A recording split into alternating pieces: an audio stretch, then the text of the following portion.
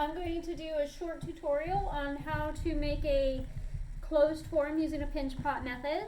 The reason that we're going to be doing that is so that we can make something in the end like this, which is what I use for my truffle salt. This is my sugar container, and this one is a work in progress now. This video is going to come in a series, so the first thing we're going to do is we're going to make, out of these two balls of clay, our closed form. Then that needs to set up and firm up. I usually cover it in plastic and let that be a couple of days. The next video then is going to be how to take off the top if you're going to make a lid, and then add the sculptural features here. And then we'll do a third video, and that's going to be on how to go ahead and paint these so that I get a little more interest in detail in them. So without further ado, we're going to go ahead and get started on our tutorial. So I have my two balls of clay here. All right, they're roughly the same size. The tools that I'm going to be using, just a cup full of water. Make sure it's not a cup that you might be tempted to drink out of. There's nothing toxic in this clay, but taking a drink full of dirt water is not the most pleasant of experiences. So if you're going to do that and have something to drink, just have something that's a more cup form, and then something you're not going to drink out of. I'm going to be using plastic silverware. In this video, I'm going to be using mainly the fork. You can use your kitchen utensils, but again, just because dirt, I prefer to keep my studio utensils and my kitchen utensils separate. It's totally up to you which you want to do, but you may want to just have some utensils that you set aside. If you can't do that, the plastic will work okay. I'm going to use this comb a lot. It does have a pick side on here, which is nice, but mostly today I'm going to be using the actual comb function of it. And then I'm going to be using my hands, and that's about it for the tools that I'm going to use today, other than this wooden paint stirrer. It doesn't need to be a paint stirrer, but anything that's got a flat edge is going to be nice. We're going to just be hitting our clay, and this works really well. Anything else, again, that's flat and wooden will work. Plastic is okay. It's going to tend to stick to your form a little bit. You may need to let your clay sit up a little before you use the plastic one. And if you don't have anything like that that you can't scrounge up around your house, then you can just use your hands and that'll work okay as well. So what I do is I take my clay and I kind of work it into a ball here. I'm going to do that on each piece. Then I'm going to take and just hit it so that I have a little hemisphere now. Again, do that on each piece. I want them to more or less match in that dimension. Taller, shorter, that doesn't really make as much of a difference, but we're going to attach what's going to end up being there. So we want it to be about the same. Now what I'm going to do with each piece is I'm going to cup this in my hand, and while doing so, I'm just going to take my thumb and drive it down into that clay.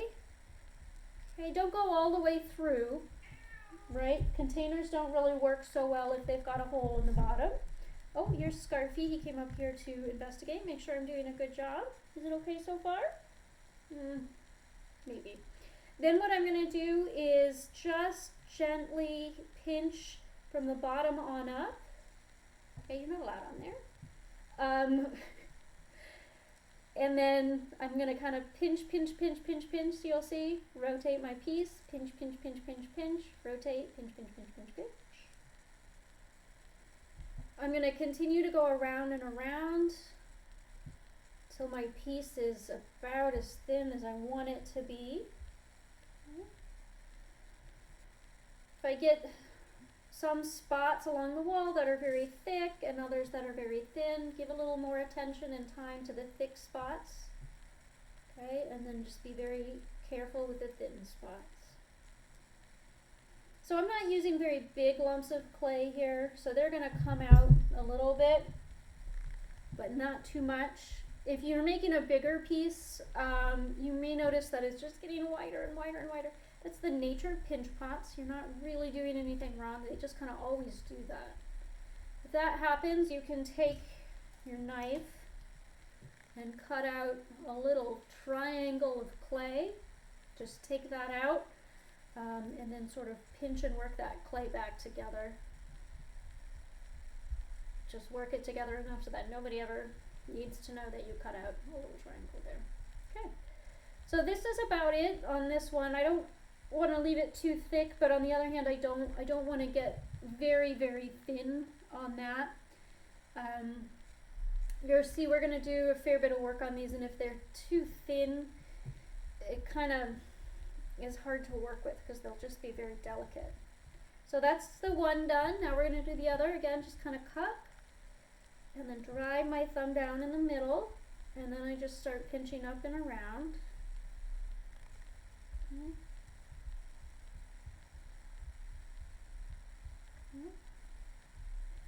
You want the bottom floor and the walls to be more or less the same thickness. Now you may be wondering why I don't just do one solid ball of clay and then I can sculpt on it easy enough if I'm doing a sculptural piece. The reason being, if clay is that thick, you know, if these had been solid forms, that water that's in this clay, the interior there would never fully dry. And as we fire that clay up beyond the temperature at which water boils, that water will boil out explosively.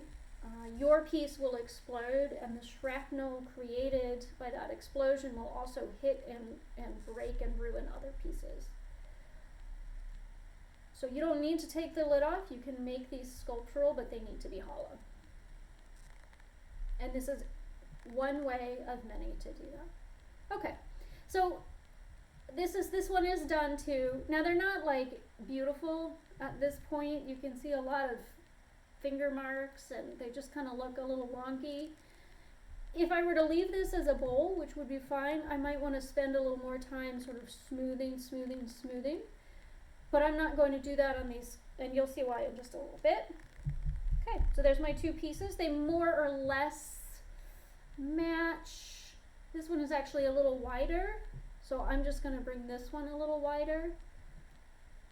If it were a drastic difference, like I had a big old overhang here, then I'd want to, again, take my knife, just cut out a triangle of clay, and just work that join together. But since it's just a little bit, I can just kind of stretch this one out.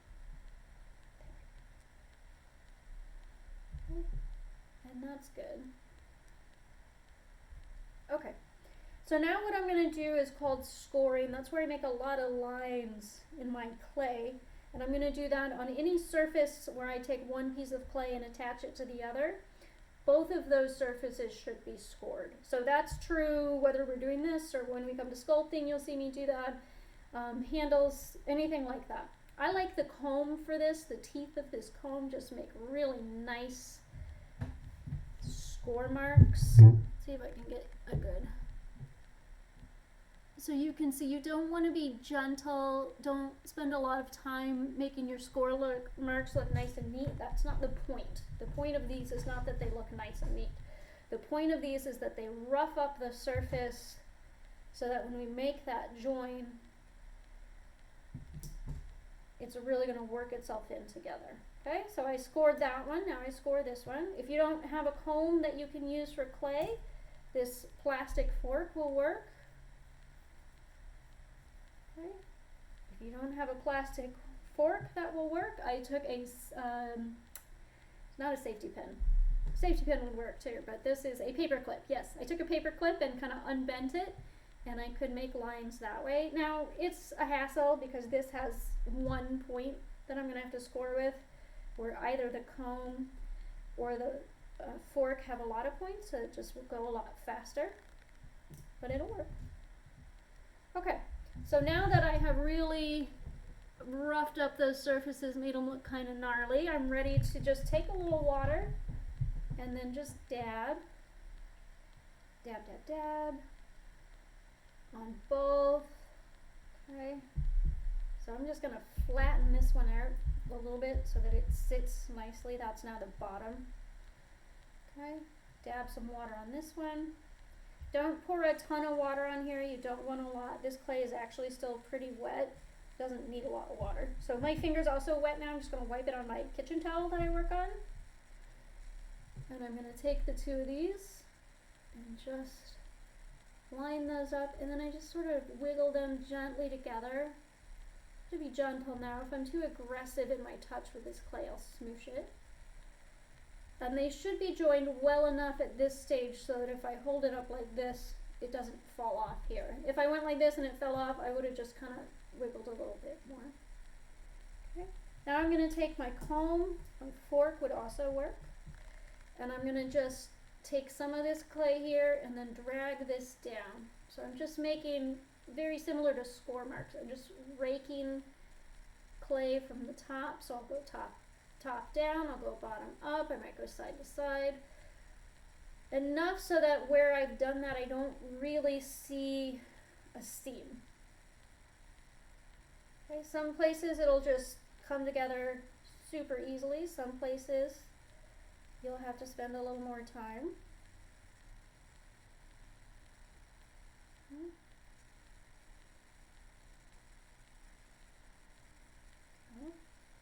One of the very nice things about clay is that, of course, in this, just like anything else when we're learning, we don't know what we're doing. We don't have a good feel or a good touch. So we're going to make mistakes. In clay, if the mistake is a really bad mistake, at this stage, take my clay, I smoosh it up, I put it back in my clay bag, and I'll get a new lump of clay. That's it. So I don't need to worry about being perfect. I don't need to worry that there's a learning curve.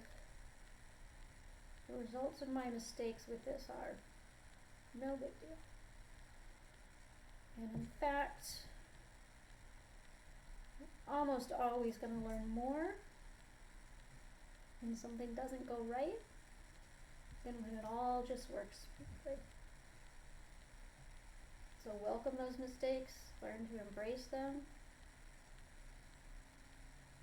and learn so that next time you'll do a better job.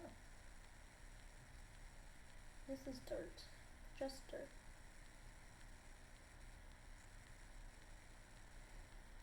So once I've done a good job on this all the way around, what that means is it's going to look a right mess, but you're not going to see too much. It should look kind of like we see here. You don't really see too much of that seam. You just know it's there because you've scored and made a mess and raked all the way around there. There's a couple spots where I'm just going to use the finer side of my comb and just get in there and move some around. Okay. Alright, so it does look a mess now. Maybe I like a really messy, rough texture on my monster. If so, I probably want to go ahead and just do this all over, and then that's fine. If I'd like to have this be a smoother surface, I'm just going to take my thumb and my fingers and just smooth out my surface there. Okay? Just be gentle. If I get too aggressive, I'll probably moosh my clay, but again, it's dirt.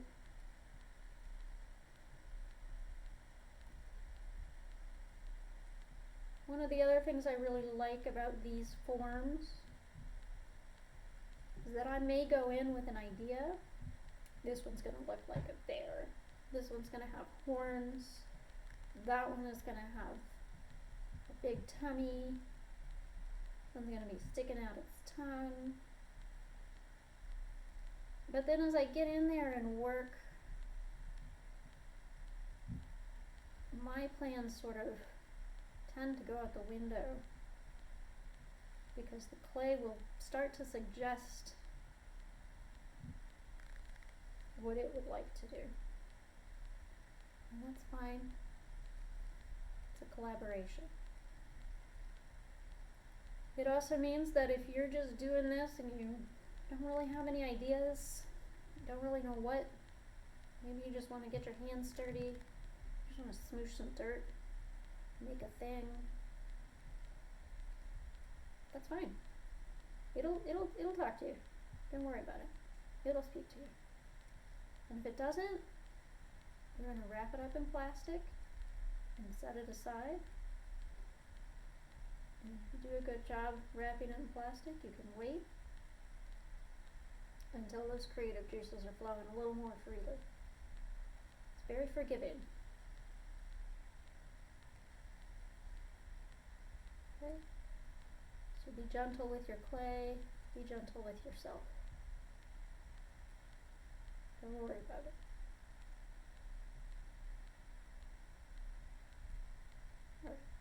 I've smoothed it all the way around now. There's a couple spots in there in my femur.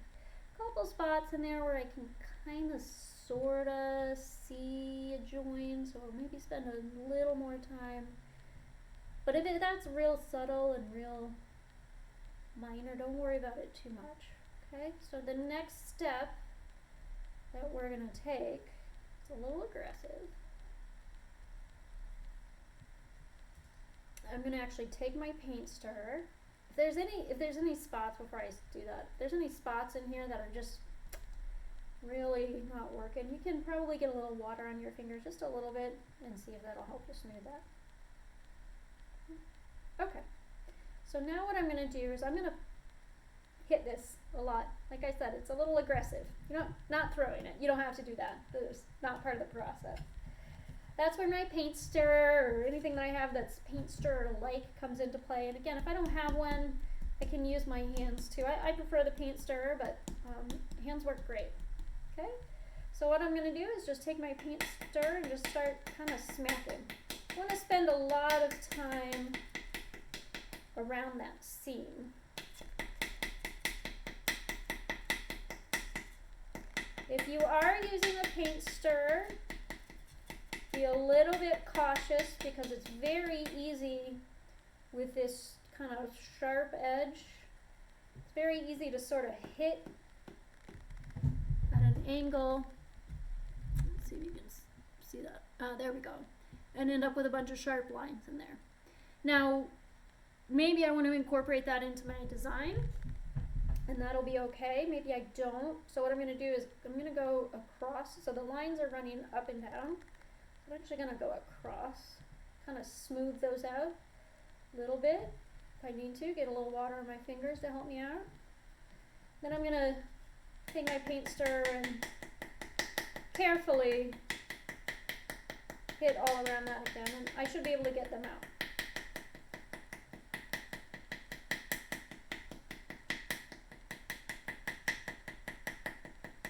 So just all around.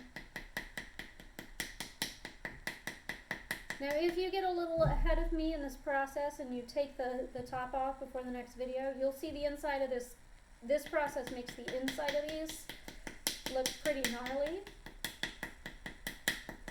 Don't worry about it, we can smooth that out later. Okay. But this really does strengthen up my walls, strengthen up my seam.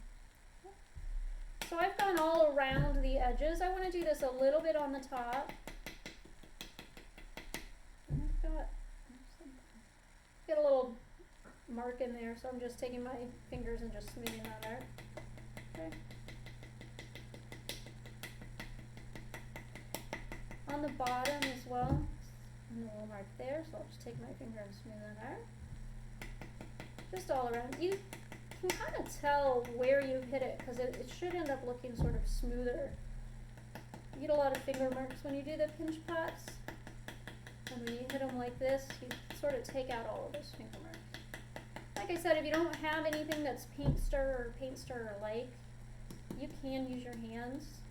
Probably won't get as much of a smooth surface. That's okay. You can have a dimply kind of little monster, and that's fine.